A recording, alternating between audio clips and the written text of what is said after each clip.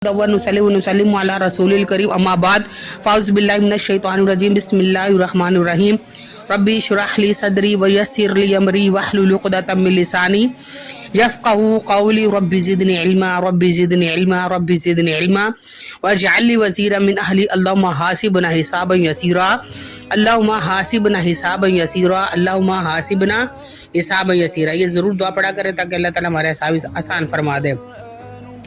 आज मैं आपको जिन साहबी के बारे में बताऊंगी वो उनका नाम है हज़रत अब्दुर्रहमान बिन औफ रज़ी अल्लाह ताला अन्हु। क्या बनी कैनका का बाजार है और बन हज़रत अब्दुर्रहमान बिन औफ जो है उनका इसमें यानी कि क्या किरदार है सुने। मक्का की सारी ज़मीन मुसलमानों के लिए तंग जो थी बिल्कुल तंग कर दी गई थी। मक्का में रहना मुसलमानों के लिए दुश्वार हो रहा था। इन पर तरह तरह के जुल्म ढाए जाते, इन्हें इस कदर अजियतें दी जाती कि सुनकर लर्जा तारी हो जाता, इन्हें मारा पीटा जाता। ये सब इसलिए था कि बुतों की इबादत छोड़कर एक अल्लाह की इबादत करने लगे थे। बुतों से वो सख्त नफरत करने लगे थे। काफिरों को ये बात किसी तरह भी गवारा ना थी। उन्होंने पहले तो मुसलमानों को आराम से समझाया, प्यार और मोहब्बत से इन्हें दोबारा अपने बुजुर्गों का दीन इख्तियार करने के लिए कहा, मगर मुसलमान तो किसी तरह भी इनकी बात नहीं मान रहे थे। वो खुल्लम खुल्ला बुतों से नफरत का इजहार कर रहे थे। काफिर तो तिल मिलाकर रह गए थे कि इन्हें समझ नहीं आ रही थी कि वो किस तरह इन लोगों को अपने पुराने दीन पर वापस लाएं। उन्होंने हर तरह से कोशिश की थी मगर इन्हें हर बार नाकामी का सामना करना पड़ता था। जब उन्होंने देखा कि घी सीधी उंगली से नहीं निकलता तो उन्होंने जुल्म सितम की इंतहा कर दी। आखिर रसूलुल्लाह सल्लल्लाहु अलैहि वसल्लम ने ये देखकर मुसलमानों से कहा कि वो मदीना की तरफ हिजरत कर जाएं। वहाँ के लोग नरम दिल हैं, वो जरूर तुम्हारी मदद करेंगे, वहाँ तुम्हें अमन व सकून मुयस्सर आएगा। रसूलुल्लाह सल्लल्लाहु अलैहि वसल्लम ने मुसलमानों को हुक्म दिया तो वह छोटे छोटे गिरोहों की शक्ल में मदीना की तरफ जाने लगे। हजरत अब्दुर्रहमान बिन औफ रजी अल्लाह ताला अन्हु ने यह सुना तो उन्होंने भी मदीना की तरफ जाने का इरादा किया। वो खाली हाथ मदीना की तरफ रवाना हुए। क्योंकि मक्का से जान बचाकर जाना ही बड़ी बात थी। माल और पैसा साथ ले जाना बड़ी मुश्किल बात थी। काफिर किसी तरह भी इन्हें माल ले जाने की इजाजत नहीं दे सकते थे।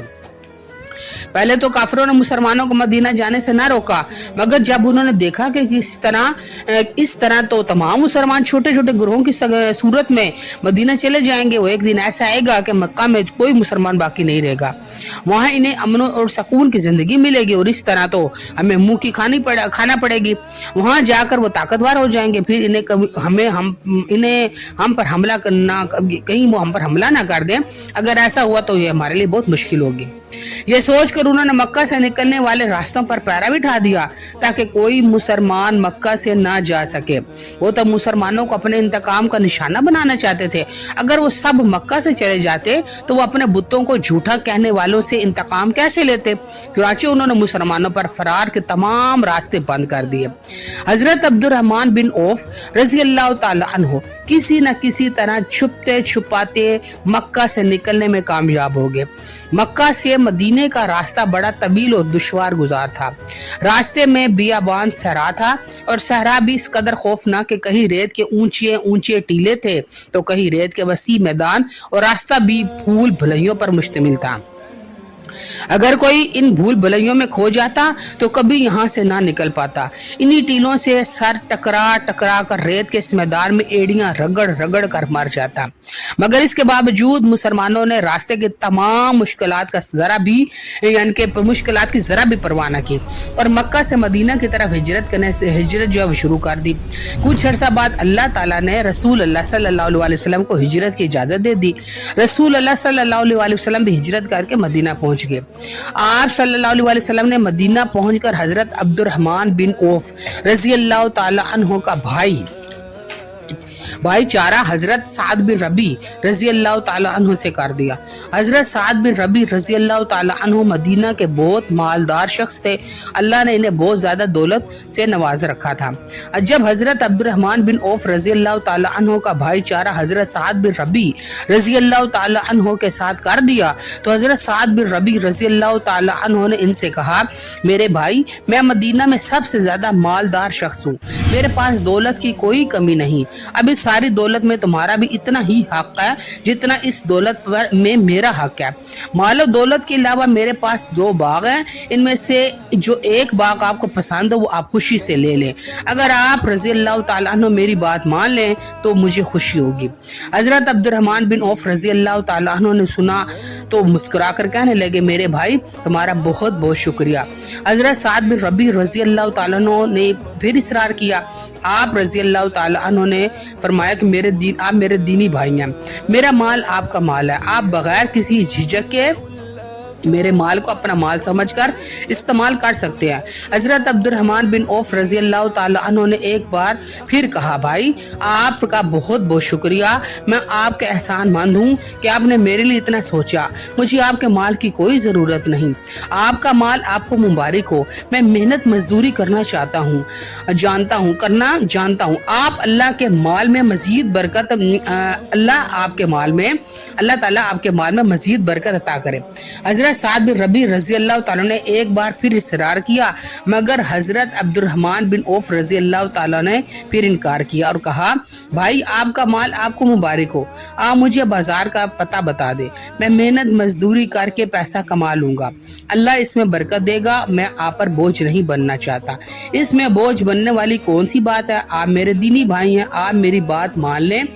حضرت سعد بن ربیع رضی اللہ تعالیٰ عنہ نے پھر ایک بار انہیں منانے کے لہجے میں کہا۔ آخر مجبور ہو کر حضرت سعد بن ربیع رضی اللہ تعالیٰ نے انہیں بازار کا پتہ بتا دیا۔ حضرت عبد الرحمن بن عوف رضی اللہ تعالیٰ عنہ بازار کا پتہ پا کر مدینہ کے مشہور بازار بنی قینقاع میں پہنچ گئے۔ یہ بہت بڑا بازار تھا، مدینہ بھر کے تاجر یہاں تجارت کرتے تھے، تمام بڑی بڑی دکانیں یہاں تھیں، لوگ دور دور سے خریداری کے لیے آتے اور تاجر اپنا مال بیچ کر خوب نفع کماتے۔ یہاں سب تاجر بہت مالدار تھے۔ یہاں آ کر حضرت عبد الرحمن بن عوف رضی اللہ تعالیٰ عنہ نے بھی تجارت شروع کر دی۔ حضرت عبد الرحمن بن عوف رضی اللہ تعالیٰ عنہ ایک تجربہ کار تاجر تھے۔ آپ رضی اللہ تعالیٰ عنہ نے ایمانداری سے اپنا کام شروع کر دیا۔ حضرت عبد الرحمن بن عوف رضی اللہ تعالیٰ عنہ جب پہلے دن بازار بنی قینقاع سے آئے تو کچھ گھی اور پنیر منافع میں بچا کر لائے۔ انہوں نے دوسرے دن باقاعدہ تجارت شروع کر دی۔ اللہ تعالیٰ نے ان کے کاروبار میں برکت دی، ان کا کام خوب چمک اٹھا۔ چند ہی دنوں میں ان کے پاس دولت کی ریل پھیل ہو گئی۔ وہ اپنا کام نہایت ایمانداری سے کر رہے تھے۔ وہ دن دگنی رات چگنی ترقی پانے لگے۔ اب ان کے پاس کافی پیسے جمع ہو چکے تھے، بازار میں بھی ان کی ساکھ اچھی ہونے لگی تھی۔ روز بروز ان کا کاروبار پھیلتا جا رہا تھا اور دولت جمع ہوتی چلی گئی۔ انہوں نے مسجد نبوی صلی اللہ علیہ وسلم کے قریب جگہ لے کر اپنے لیے گھر بنوایا۔ اب تک حضرت عبد الرحمن بن عوف رضی اللہ تعالیٰ عنہ اکیلے تھے۔ اب انہوں نے گھر بار بسانے کا فیصلہ کیا۔ ایک دن ایک انصاریہ عورت سے شادی کر لی۔ یوں اللہ تعالیٰ نے انہیں دولت بھی دے دی اور اپنا گھر بھی دے دیا۔ ایک روز حضرت عبد الرحمن بن عوف رضی اللہ تعالیٰ عنہ شادی کے بعد گھر سے نکلے تو ان کی سج دھج دیکھ کر رسول اللہ صلی اللہ علیہ وسلم نے پوچھا ابن عوف یہ میں کیا دیکھ رہا ہوں؟ تمہاری تو دنیا ہی بدلی ہوئی دکھائی دے رہی ہے، یہ خوشبو یہ مہک کچھ اور ہی کہہ رہی ہے۔ یہ سن کر وہ مسکرائے اور بڑے ادب اور احترام سے بولے اے اللہ کے رسول صلی اللہ علیہ وسلم میں نے شادی کر لی ہے۔ رسول اللہ صلی اللہ علیہ وسلم یہ سن کر بہت خوش ہوئے، پھر فرمایا تم نے مہر کتنا ادا کیا ہے؟ حضرت عبد الرحمن بن عوف رضی اللہ تعالیٰ عنہ نے کہا یا رسول اللہ صلی اللہ علیہ وسلم میں نے مہر میں ایک گٹھلی سونا دیا ہے۔ سبحان اللہ۔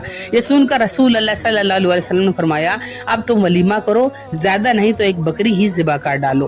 حضرت عبد الرحمن بن عوف رضی اللہ تعالیٰ عنہ نے اپنے ولیمے کی دعوت کی، اس میں اپنے دینی بھائیوں کو بلایا، ان کی خاطر مدارت کی۔ اللہ تعالیٰ نے حضرت عبد الرحمن بن عوف رضی اللہ تعالیٰ عنہ کو تجارت میں بڑی برکت دی۔ اب یہ حال تھا کہ آپ رضی اللہ تعالیٰ عنہ کسی پتھر کو بھی اٹھاتے تو اس کے نیچے سے سونا نکل آتا یا پھر چاندی ہاتھ لگتی۔ تجارت کے ساتھ ساتھ آپ رضی اللہ تعالیٰ عنہ نے زراعت کا کام بھی شروع کر دیا، اس میں بھی اللہ تعالیٰ نے خوب برکت دی۔ انہوں نے کاشتکاری کی بہت بڑی زمین خرید لی۔